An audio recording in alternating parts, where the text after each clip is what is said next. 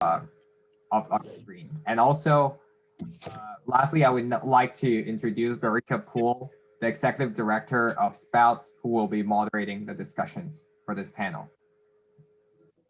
And Barika, I'll turn it over to you, and I'll share the slides. Great, thanks, Chun. So in this panel, we will showcase different decentralization strategies that have been adopted in both rural and urban regions to address water stress, and also highlight lessons learned from these communities and explore future models of water systems. So first, we want to take a poll to see what you guys know. What are decentralized water systems? So Chun, you can go ahead and do that poll. Yeah.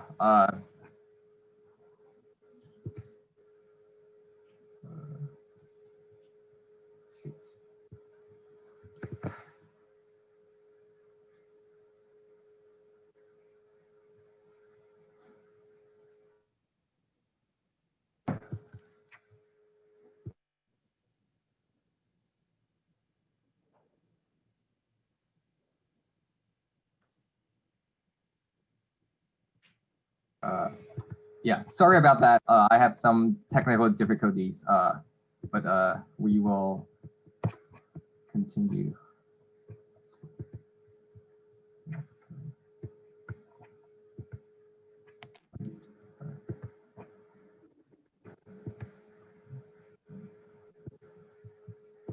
Yeah, so the polling should be ready. And so Okay. we'll wait around a minute for people to respond. And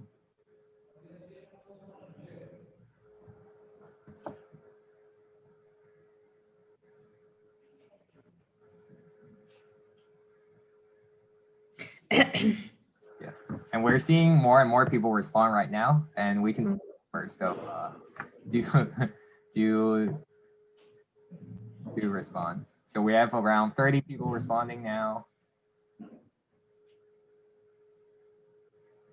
With our keynote, you have some sense of what decentralized systems might be. Mm-hmm. Yeah, we have around half the participants, and I will be closing in 10 seconds.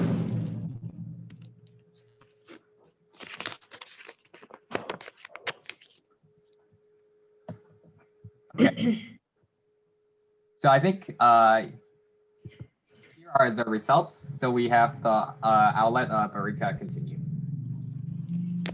Okay, we have about 6% said plants on city sidewalks, 29% small-scale water purification systems running on diesel, 1% ceramic filters, 3% fog harvester, 4% reverse osmosis systems, 37% rainwater catchment systems, 16% greywater recycling, 0 anaerobic digesters, and 3% sedimentation filtration systems. So it seems that most people did, sorry, that just went away, but rainwater catchment systems and small scale water purification systems. So as we go throughout the panel, you'll get to know with our panelists some of the other decentralized water systems that you did not vote for or that had low voting. So with that, I'll start the panel. So I just want to introduce myself. My name is Barika Poole, and I'm the Executive Director of SPOUTS Impact, an NGO in Kampala, Uganda. And we distribute and manufacture ceramic water filters to vulnerable communities. I'm also an MIT alum. And now I'm going to hand it over to, sorry, who's the next one? Sorry. Okay, go ahead, Jamila. Oh, thank you. Thank you, Barika. Hello, everybody. My name is Jamila Bargash, and I am the Executive Director of a very, very small, tiny NGO in the southwest of Morocco. And I will be speaking very briefly to the project that I run with the team in the south of Morocco, and it is fog harvesting. And I've put one picture in this piece of paper here, which is on the left, that shows you a little bit the landscape in which we work. This is the Anti-Atlas Mountain, and it is an extremely dry region. It is bordering on the Sahara, and it is increasingly, with the desertification and the coming of the sand, extremely becoming drier and drier, and it is today suffering from the impacts of global climate change, with increased droughts, increased lack, and really thinning of the rainfall. We've gone into this year, so far we haven't had any rainfall. However, this region is also known, because it is close to the Atlantic Ocean and the Atlantic shore, known very much by its extremely thick and very profuse kind of clouds that touch the ground, which is fog. And there are different types of fog, but the one we receive in this region is really the type of fog that's the most amenable to being harvested. And so the technique of fog harvesting is an extremely old technique. So I will speak first very quickly to the technique, and then to the project, and then I want to speak to the technique and respond to some of the questions that have been posed in the discussion. So the project itself is has, as I've written here, a net surface of 1,700 square meters of netting, which gives us an average of 32 tons of water when we have fog. And I specify this: when we have fog. For instance, today we don't have much fog. And this water is used for the Amazigh, the indigenous communities of the Anti-Atlas, who are Berber speakers, Amazigh communities, not Arabic dominant like it is in the larger parts of Morocco. And these are communities that have lived, that continue to live on very little bit of water, something like 7 to 8 liters a day per water. And like the keynote speaker was saying, actually the folks in these communities would give up drinking water themselves to be able to give water to their herds, to their goats, and to their mostly goats and some sheep, because these are herding communities. So the water is used mostly for drinking, potable water for drinking, but also for animals and for other hygiene means. The water fog is extremely light. It doesn't have any minerals in it, and it is an amazing source of water when you don't have any other source of water, when your wells are desiccated, when your underground is desiccated, when you have no rain to have a runoff from the rain and store it in your cisterns. So this is one of the major means of getting water from an unconventional, that's how the UN, for instance, described this technique. It is an unconventional water technique to be able to meet the needs of the community. However, it is a highly localized answer. And so we have, for instance, this technique, you can find it in all the regions where you have this type of stratocumulus clouds that are very heavy with fog molecules that are getting bigger and bigger. They're about 3 to 5 microns in diameters. And in actually, once the communities around in the Canary Islands, which is not very far from here, or in Nepal, or in parts of China, or in Israel, or in California, have always used this water for locally relevant responses to water scarcity. And so by definition, it can only be decentralized, i.e. it cannot be run from, say, a major capital in a region and then be distributed, because it is a fragile resource. And we know that historically, people in Oman, what's now Oman, have used this water. People, as I said, in the Canary Islands, the Guanchos, the original inhabitants of these islands, also used this water, and this was the only water they used, because these islands are volcanic islands and they have very little rain but a lot of fog. Now, one of the questions we are asking is what's the fate of these projects as the climate change is heightening and as there is more and more desertification on. Now I leave the question to you, and I would like us to debate. Thank you.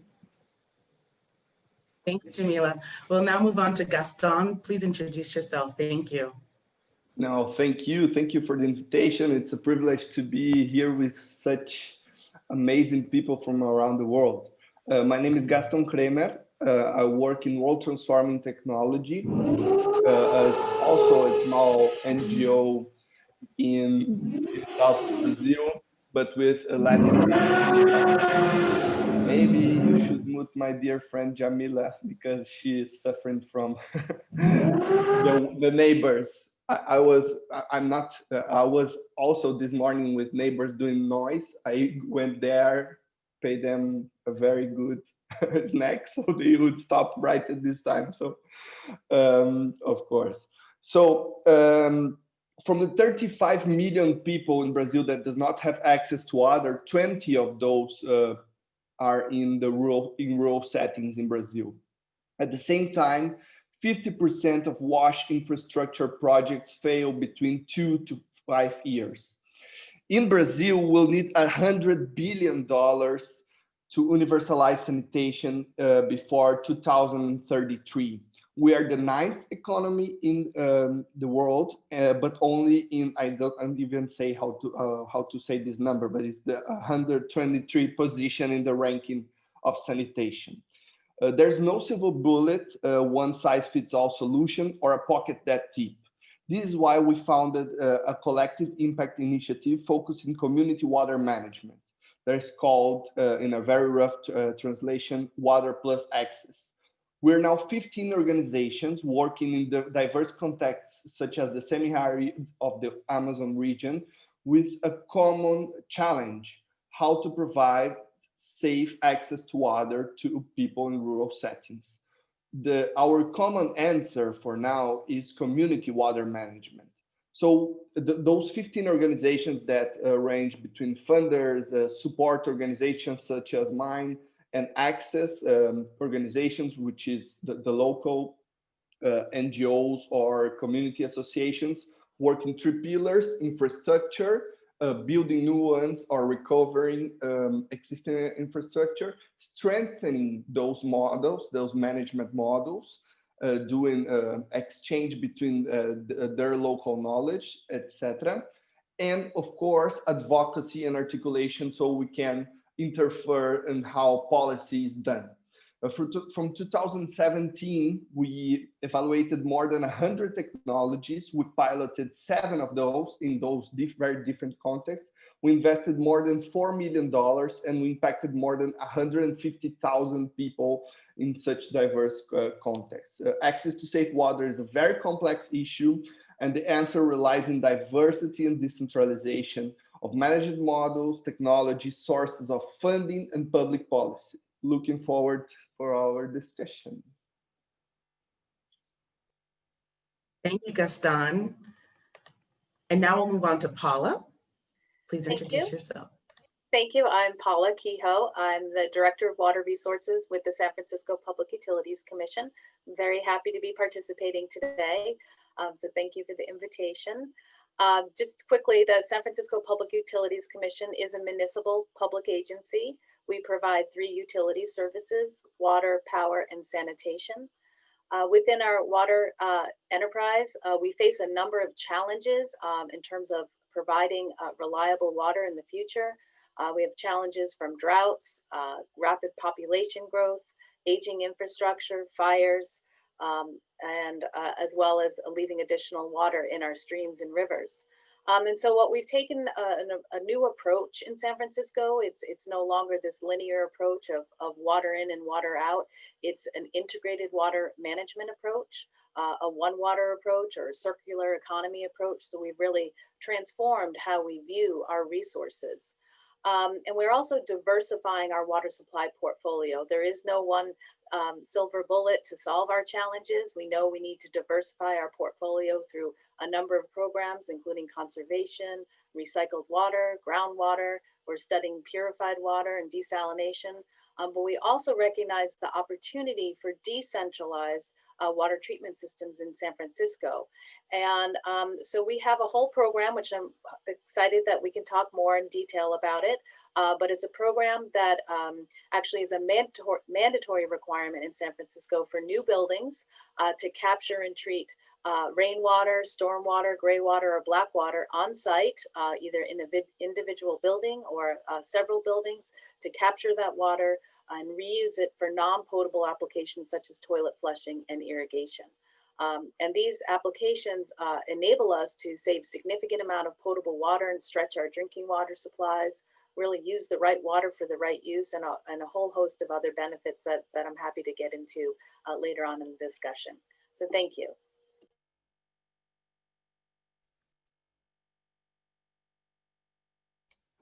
So I guess it's my turn, if you can hear me. Good evening, everyone. It's a pleasure to be here. I'm Cornel Rabai. I guess I'm the one in this panel who comes at it more from the research end. So I'm a professor at Ghent University in Belgium, and I focus my work a lot on electrification. So we look in how the advent of renewable electricity is going to be a driver for production and for treatment processes. So particularly in the water sector, the ability to drive processes with electricity is starting to drive new opportunities to also add decentralized treatment to the mix, because typically it's very hard to store a lot of chemicals, oxidants, let's say at building level, at home level, while if a process is fully electricity driven, you can gain more independence and more robustness, but we'll discuss that later.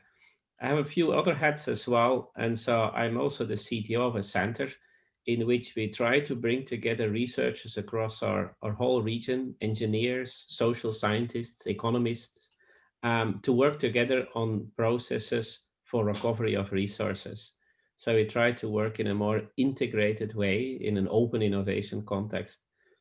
And finally, I also created a startup company, Hydrome, and Hydrome aims to also look into how we can electrify the water sector and, for example, make better toilets for source separation, make safer toilets. That's one of our first targets.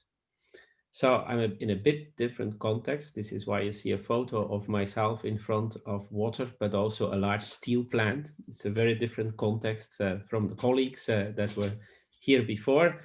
So I really look forward to the discussion. Now, one poll question is going to be launched, and it's more or less an ethical question that I would like you to answer.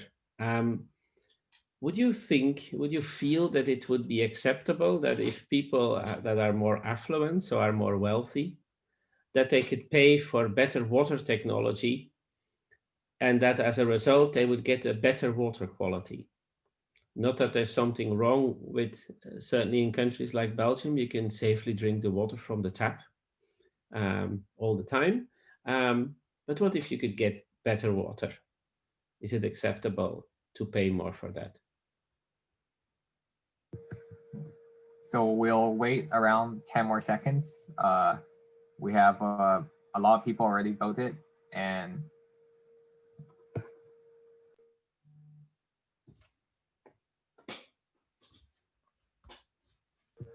okay, I'll close the poll now. It's a very interesting response. Do I have a minute to comment? Yes. So this discussion always comes up. There are two ways to bring new technologies, decentralized and other technologies, to the market. You can start from our sustainable development goals and say we have to provide water to everyone as fast as possible. And in that, the focus is, of course, on developing nations. But what you see is that technology developments and new developments to get something really robust and low cost, you need to run a lot of trials. And so a different approach is to see who is going to pay for those trials. And And I refer to how things happened in the solar panel and the photovoltaic space, where actually the development of photovoltaics has in large part been paid by quite affluent customers who are willing to pay a lot for their electricity with these early solar panels. But they did so because they felt they were contributing to sustainability. And so one route, and I'm not making a preference on either of the routes, but one route is to develop technology that is expensive and that has extra benefits for users. And because they buy this, and because that way you fastly go to a lot of generation times, the consumer, actually the affluent consumer, pays for the development of decentralized technology, then that finds its way also in developing countries. Again, the example is photovoltaic panels. All over the globe, you are seeing them implemented. Why is that? They became cheap. Why have they become cheap? Because we have produced millions of them. And the first ones were very generously, in a way, paid and later generously subsidized. That is a different discussion, by those affluent customers. So something to think about when starting to consider how technology finds its way to the market. I'll give it back to the moderator. Thank you, Cornel. Okay, so our first question for the panel, I'm going to throw this to Jamila and Paula, and anybody else can jump in if they would like to, is what are the benefits of decentralized systems in both the urban and kind of developing world in that context versus traditional systems? And I'll start with Jamila. Mute me. Okay, I'm not, okay. Thank you. Well, the first, I think, benefit from such a small project like we have is the fact that there is no waste of water. With all the water that's gotten out of the fog and the water that's gotten out of the ground mixed together to make the norm is water that's not wasted, because there is a limited amount of piping through which the water goes. And also the fact that we're dealing with an organization and the beneficiaries are also part of the organization. They also manage the project. And so there is an immediate knowledge if there is any pipe breaking or any malfunctioning in the system.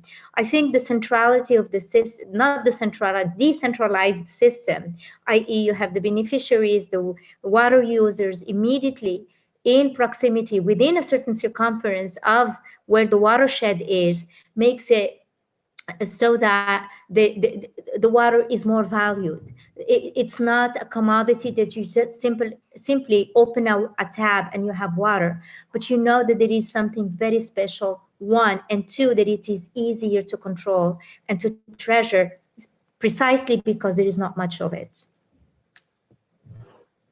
I think I'll just leave it at that. Okay, thank you. Good. Paula, can you address the urban setting?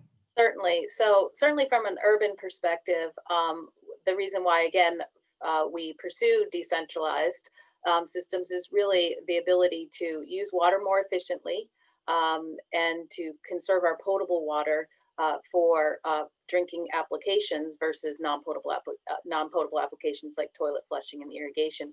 In a typical building, we can see a 60% reduction in potable water with decentralized water treatment systems, or it can even go higher than that.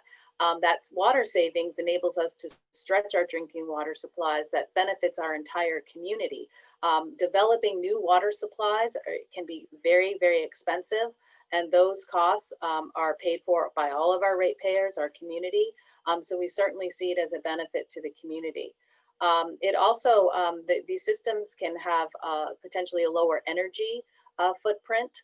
Certainly, if these systems are heat exchangers, for example, are incorporated in these systems, they can be energy neutral or potentially even energy positive. We also see that the private sector can play a role in our water challenges and to meet our water security risks. We have the opportunity for the private sector to participate in funding these and to leverage some of the private capital for these types of treatment systems. And also, again, for the community as a whole, some of these systems offer the greening of the community. For example, our building, our headquarters, we have an engineered wetland treatment system. Our sidewalks have plants rather than concrete. It certainly is a community benefit. A lot of the projects we're seeing in San Francisco are the water will be used at parks, public parks. Again, another benefit for the community. So we certainly see the ability for these decentralized water treatment systems to assist with a number of issues, stormwater issues, potential flooding issues, as well as resiliency as we face certainly uncertainties with future climate change.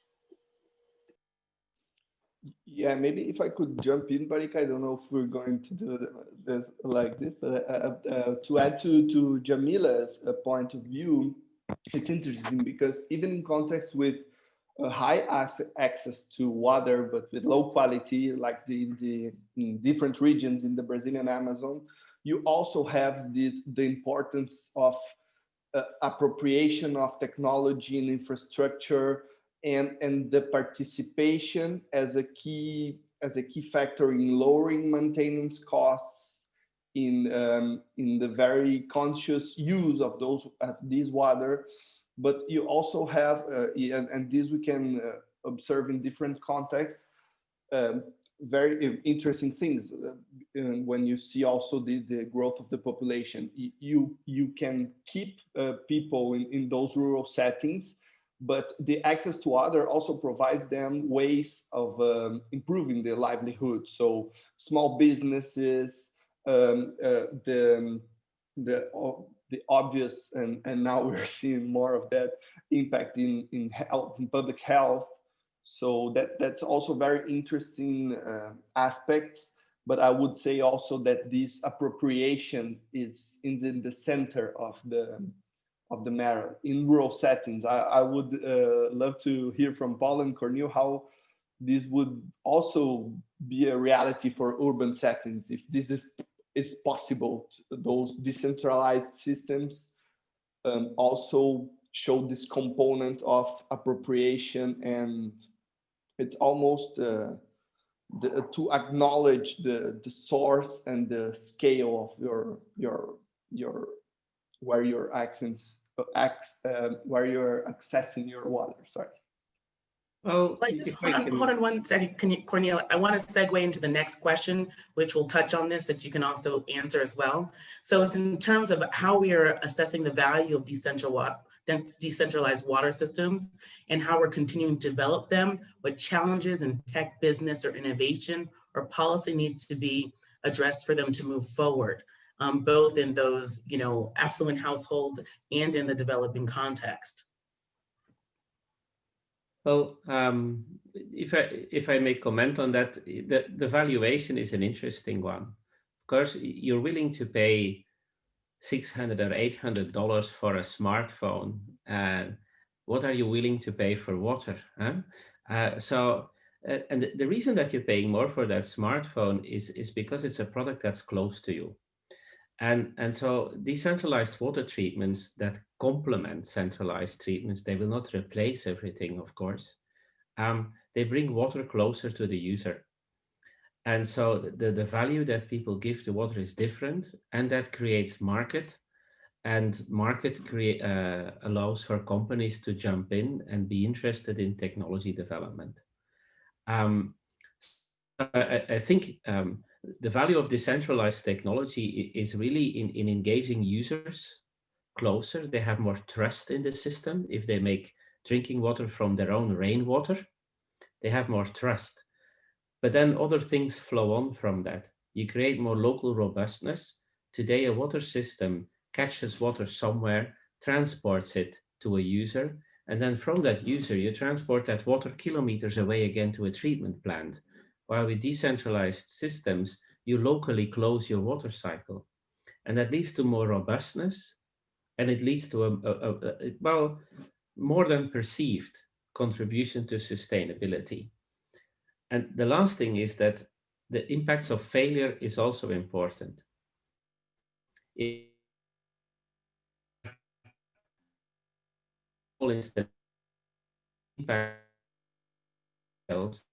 to be very small. interventions smaller if monitor. So this is also something where we'll go into the nature of data and of remote sensing. The installations, but by that there is a de-risking into the system.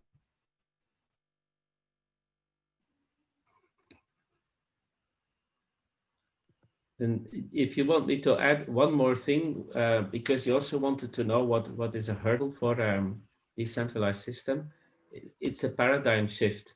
The sector is dominated by very large companies that are long-term contracts with a lot of consultants, build big installations.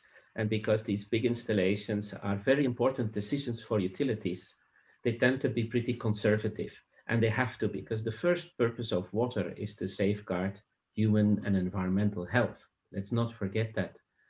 And so, so it's really, we really need a mentality shift if we want to introduce decentralized technologies next to the larger scale approaches at the moment. And that's a challenge. And to address that challenge, you have to go small and close to that user again. You have to have a different driver to introduce that technology. Cornel. Paula, I did want to jump to you in terms of the funding that you mentioned for this mandate for San Francisco. What is driving the funding, or how are these buildings getting the funding in order to do decentralized water systems? Great. I'm going to go back for 1 second because I do want to, I agree with everything Cornel just said. And I think that certainly one of our big challenges is to make sure that these systems are protective of public health. Obviously, that is our most important issue. And so we have spent significant time in research and understanding the appropriate risk-based framework for these treatment systems.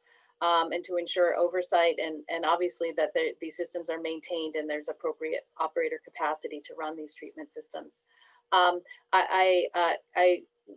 Getting to your question about funding, these decentralized treatment systems are connected to our centralized, so they are a network, they're a hybrid system. They are integrated with our centralized infrastructure. They are paid for by the private developer. So the new development that comes into town in San Francisco, over 250,000 square feet, they have to install the on-site water treatment system, pay for it, and maintain it. And ultimately, it can be paid for by the members of that. If they're living or working there, that's how those systems are continued to be funded over time. They're not funded by the public utility.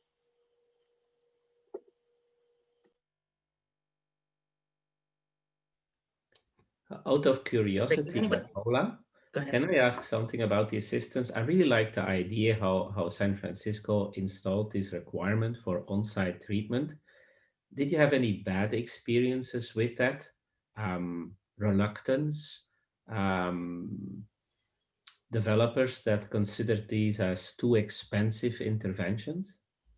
So that's a great question. So we started our program on a voluntary basis. We didn't require it immediately. Obviously, we needed to research, as I mentioned, the other issues of water quality and how we would actually permit these kinds of systems to protect public health. We wanted to do that from the utilities perspective in order to conserve potable drinking water. But we also had interest from the private sector, the developers themselves, who wanted to capture gray water or rainwater on site for a variety of reasons, to actually build green, sustainable buildings in the US, to get a LEED Platinum rating. Again, for those developers were interested. So we developed this program on a voluntary basis. And we said, well, let's set the table and see who comes, because we had interest from the private sector. And so that program went into effect in 2012 as a voluntary program. We found that it was in implementing the program over time, we found that it was we were capable of doing that in terms of working with the private developers. And in 2015, California was in the height of a drought, and it was determined at that time to make it a mandatory requirement going forward with all new development in San Francisco. So really the driver to push it over to a mandatory requirement was from a water perspective in terms of drought. And so far, the developers have embraced it. There's different examples of the projects I showed at the original slide. I think that there's a whole host of different types of projects that are being implemented, and so we have not had pushback. But we do work very closely and provide technical assistance to these developers to ensure that they're installing the proper treatment systems, and again, oversight and management. We spend a significant amount of time partnering with the community on these treatment systems. Thank you, Paula. And that actually, both you and Cornel have touched on it, and Jamila a little bit more, but I want to delve a little bit in these last kind of 3 minutes, and then we'll go into the Q&A, is the importance of community engagement in the success of decentralized water systems. What is the importance that the community plays in terms of the buy-in, in terms of, adapting to these systems and making them successful? Anybody can jump in. I'll just start with one of the different aspects of the participation, which in the semi-arid of Brazil, you have a very traditional model that is implemented by the German Development Bank, the KfW, which is very centralized and has the participation of the state, but at the end of the day, the communities have this key participation aspect. When you go to the Amazon, due to the logistics, to politics, to traditional knowledge, this is very different.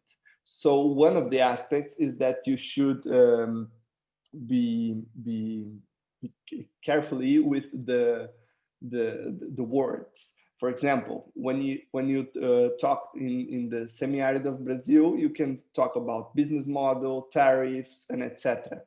When you go to those kind of communities in the Amazon region, you should talk about puxirums, which is the local traditional word for community work, that they run this management in very different ways. So this is just one of the examples that you should embrace this diversity, and that this participation also adds resilience to the systems. So I think this is a key aspect that all of those decentralized systems should learn, right?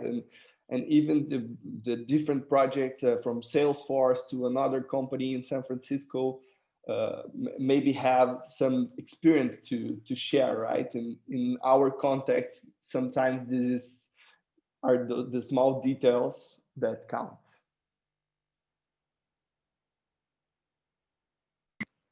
May I add some other? Yeah, thank you. Some other comment. I think that in our case, when the community is used to, especially the women and the young girls, would walk for 4 hours a day, 3 hours and a half a day. I think that once they start receiving water within their households, there is a total shift in the mentality of dealing with water. And there is a sense in which the community, the folks receiving that water, treasure it in an amazing way because of the hardship that has been usually associated with water. And so a sense in which there is an ownership to that water. There is a protection of the water. And we know from young people with whom we do educational programs about water and water safety, some work on water advocacy, we know that everyone believes that without the water, they cannot stay in their villages. Villages that used to have hundreds of households right now are down to 10 households. And those are the 10 households that today are drinking fog water. And so there is a sense of specialness because the source of water is being so unconventional, which is fog, and two, because they see themselves as the resilience, as the lost people standing up in face of migration, and they are the ones who are continuing as certain side and a certain way of living and keeping up the traditions and the transmission of the language, which is Berber is a language that's a dying language. The number of people are not speaking it are, getting smaller and smaller by the year. And at the same time, the wealth of knowledge that is associated with water practices that have been not totally lost, but somehow diminished, and their value has been diminished also because the water sources that used to exist before no longer exist because of the droughts. So the importance of having the communities being aware of how to deal with technical issues, even when these technical issues may require some training, it is possible, and it is important to give these key to community members to be involved in the management. However, for us, we're speaking about a very small scale. It's a pun intended, a water drop, in an ocean. And so I'm not sure the extent to which we can scale up what I'm speaking about to a city with 3 or 4 million inhabitants. I don't know. But those are some of the questions we keep talking about in the organization. Once you start looking at things scaling up, there are a different sort of management schema, and then different water regime, which when you're in a small scale, you don't have that urgency of dealing with the numbers. And this is why I really applaud what you're doing in San Francisco, and all this thinking that goes into trying new products. Who is going to be paying for the new product? That's a very different kind of mechanism of thinking than what we have right here. Thank you, Jamila. So we're going to move on to the Q&A portion of the panel. And remember to upvote the questions that you want the most. And so right now, we have this discussion. Both of you, Jamila and Paula, had talked about drought. And so the question is, how do we deal with the uncertainties of climate change within decentralized systems? Centralized systems seem to have the advantage of greater abilities to monitor and adapt to changing conditions. Anybody can jump in. I'll just another example of how flexible also those decentralized systems can be. In the Amazon region, you have a draw and where the, how to say, the rivers are high. I don't know, sorry, my English. And there is adaptability already within their lives. They have to be, also the quality of the water in the river is always changing, and they experience the acceleration of those changes due to the climate crisis. So it's, in a way, they also have more flexibility in their daily lives to deal with those kind of situations. If I may jump into this one, I disagree with the notion that centralized systems deliver more security. If there is a prolonged drought type period, you have pretty dramatic impacts if centralized systems get under pressure. I was living in Brisbane, Australia at the time that they had a drought, and the dam, the only source of water for the city of Brisbane, was at a really low level. If you build in decentralized technology, you locally, even at building level, start recycling water. And if you think of it, actually everyone, principally, unless you live in a perfect desert, has enough water at home. If you would reuse it, your problem is to get rid of water. Rainwater falls on the roof. It has to come out of the building somehow. Things don't disappear. So you can actually build more robustness by adding decentralized systems, similar to photovoltaics, that actually are also building in more robustness into the overall system. It may not seem that way, but it is. Thanks, Cornel. The next question actually is for you, and it's, what is the equivalent of solar panels in the water sector?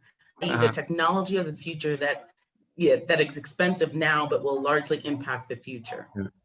Well, what we're seeing locally is the emerging of quite a few companies that make building level technologies, and it's actually also something we are working on. But for example, Greywater reuse systems exist already for boats, and they exist also now for homes and for buildings. And if I calculate it through, if you install now a Greywater recycling system for your single household, that's not going to pay back in water. Let's be realistic. I mean, it's not an economic case, but people are doing it because they feel like, look, I'm contributing. I'm not using a lot of water, pulling a lot of water out of the environment. No, in my house, I'm recycling my Greywater, and people pay for it. And it's not paying back. And so they are self-incentivized. Of course, Europe has two instruments that are a bit different. You have the incentive, which in the US would be really the way to go. But of course, in Europe, in many places, there are also regulations that are more in place in water efficiency and water use. So, I think these home-based systems are the equivalent of your solar panels, and you don't even need to buy an expensive battery to store your energy, because water is so easy to store, isn't it? If you install a bladder or a tank of a few cubic meters under your house, you are good for weeks if you do it properly. It's very cheap. I wanted to add one thing in terms of cross-sectoral ideas on these solar panels. Another example of this rapid evolution is the smartphones that I mentioned.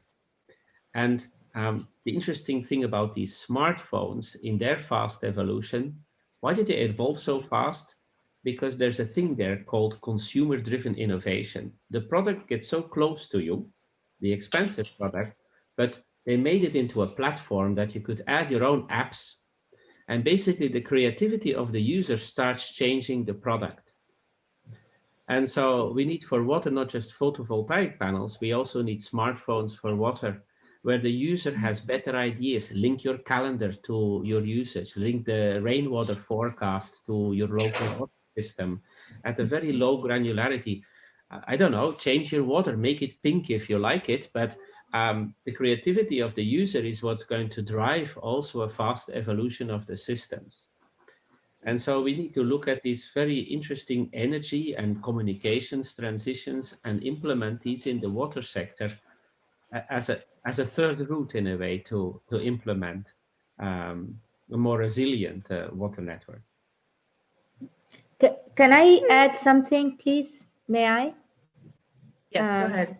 Yeah, so when we did our survey in the countryside, all the houses, probably 1 in 100 did not have a cistern. Every single house had an inbuilt cistern for their own use. So people already had a system of storing the water, rainwater, because water was so rare and so precious. And the town where I live, which is not far away from where we work, the houses also that the Spanish built, starting in 1934, the houses all had cisterns. The house where I am right now has a cistern.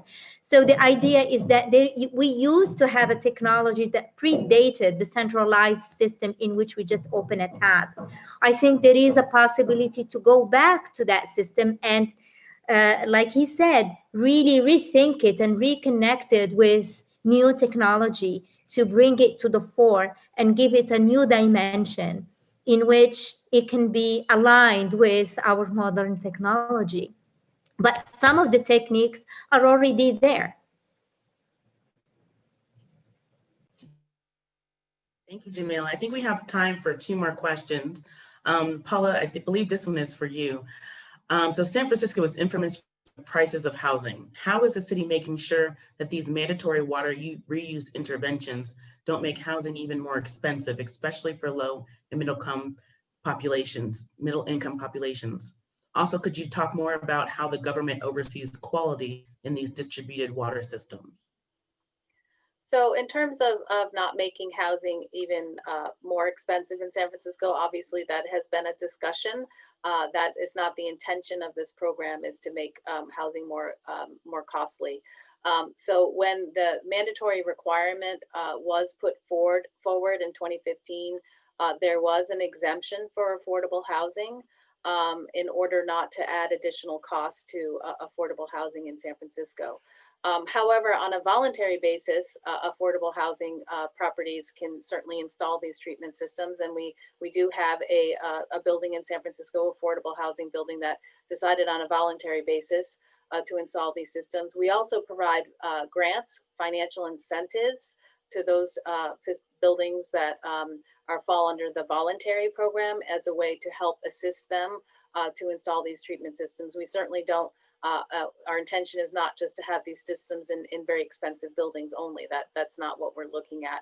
What we're looking at is testing and implementing decentralized, again, it's a hybrid with our centralized systems, to hopefully scale it up, and it ultimately someday becomes much more cost effective.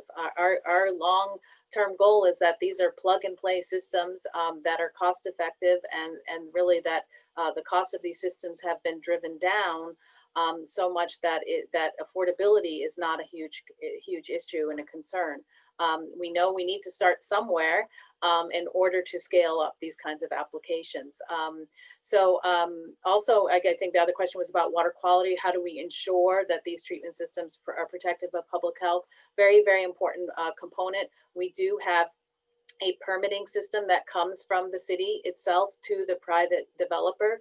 They have a permit to operate these treatment systems, and they're required to maintain a certain water quality and report that water quality to our local Department of Public Health. Again, we have to ensure that these treatment systems are protective of public health. And so that's how we have established this permitting program, again, with a risk-based water quality framework in terms of the water quality that's used. I do want to add just quickly, in case we run out of time, that we are also exploring atmospheric water generation technologies in San Francisco. So we will be installing some solar panels to capture water at our local community gardens, again, to create that connection with the community about the value of water and how they can utilize that water. And Jamila, I'll have to contact you, because we're also thinking of installing fog catchers in San Francisco. We have areas that are pretty foggy. And so again, for us, we're looking at multiple scales and multiple ways to engage our community in water and the value of water. I guess in San Francisco, many people will be happy if you reduce the amount of fog. Yeah. If I may add something briefly on safety, I think it's all indeed a matter of making systems that are certified. But I think that there's a little bit too much mistrust towards water, that things can go wrong. And I always wonder about this, because at your house, you have electricity coming in. If you put both your fingers on the wire, you die. You have a high pressure line coming in with natural gas, and it comes into your house and you burn it in your house to heat it.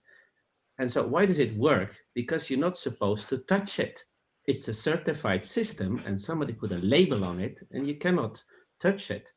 And so for the system that makes your drinking water in your house, you have to imagine that it's the same. Somebody will build a system, a utility will certify that you can use it, and then you're not supposed to touch it. But you cannot stop anyone from touching that system more than you can stop people from tampering with their electricity in the house, right? So I think in terms of safety and technology, actually, this is one of the aspects I'm least concerned about. My biggest concern is at this moment that interventions are expensive, which is why you need to build many units that evolve quickly and that really attract this same low cost evolution that you have seen on renewable electricity. That is very interesting, because this is the aspect that is worrying us the most now, to how to address quality of water in such diverse and sometimes deprived contexts. And when you see, and I think we would need another panel just to discuss this aspect. Currently, they started here as well, Jamila, don't worry. So currently, the new legislation on sanitation in Brazil sets a very high standard for the parameters, and there are 40 of them, which makes impossible. It's not. I'm not overreacting. It's impossible to address quality in many of the communities that we are working with the current public policy or legislation. So this is one of the things that we are trying to innovate and to find new ways, feasible ways.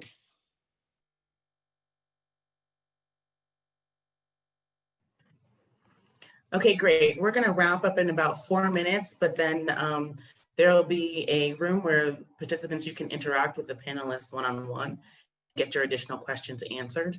And so I'm just going to take one more last question, which is something that we've kind of touched on, is the resilience of decentralized systems that seem to come with challenging O&M challenges, including cost, continued maintenance, market variability, et cetera. Is this an option that will persist into the future?